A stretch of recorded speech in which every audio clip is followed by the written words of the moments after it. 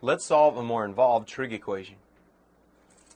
We have sine of 2x plus the cosine of x equal to 0, and we want to solve that on the interval from 0 to 2 pi. Right, the first thing you want to do here is substitute in our double angle formula for the sine of 2x.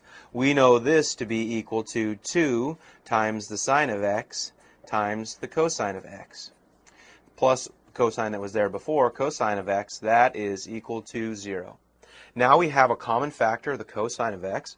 We'll factor that cosine x out in front and multiply by what remains. From this we have 2 sine of x plus 1, and that product is equal to 0. So we can now break this into two further trig equations where we have the cosine of x equaling 0, and we also have 2 sine of x plus 1 equaling 0. All right, let's look at the first equation. The cosine of x is equal to 0. We know that this occurs when x is equal to 2 pi halves, and also when x is equal to 3 pi halves. As before, we have to address the periodicity of the cosine, knowing that that is 2 pi radians. We'll add in a 2 pi n here and a 2 pi n in there as well. We'll come back to that here in a moment. Now let's address our second equation. We have the sine of x is equal to a negative 1/2. Once we've isolated the sine, we're ready to go. Note that the sign here is negative. And when the sign is negative, we know that we have solutions that exist in quadrant 4 and also in quadrant 3.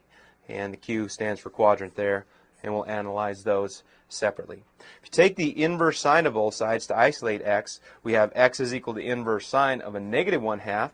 Piling that into your calculator, we'll come up with a value of x is equal to 11 pi 6. It might show up as a negative pi 6 depending on your calculator. And again, addressing the periodicity plus 2 pi n. In quadrant 3, we have the equation x, the solution rather, of x equals 7 pi 6 plus, once again, the periodicity being addressed, plus the 2 pi n.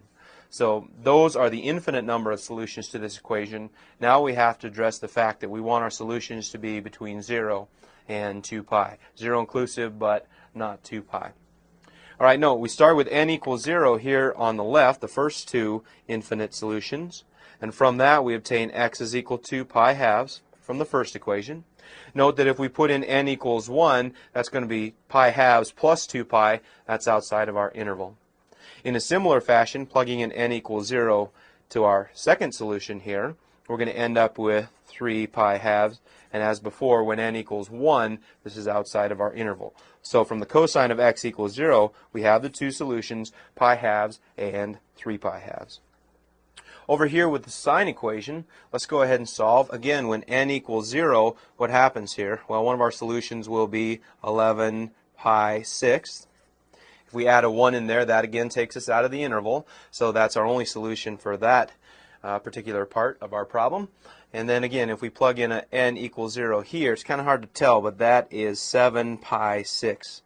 So that is our second solution. Again, when n equals 1, adding 2 pi to 7 pi 6 takes us out of the interval. So we've done it now. We have our four solutions for this equation that lie between 0 and 2 pi radians, and now we're finished. The sine of 2x plus the cosine of x equaling 0 has the four solutions you see in red.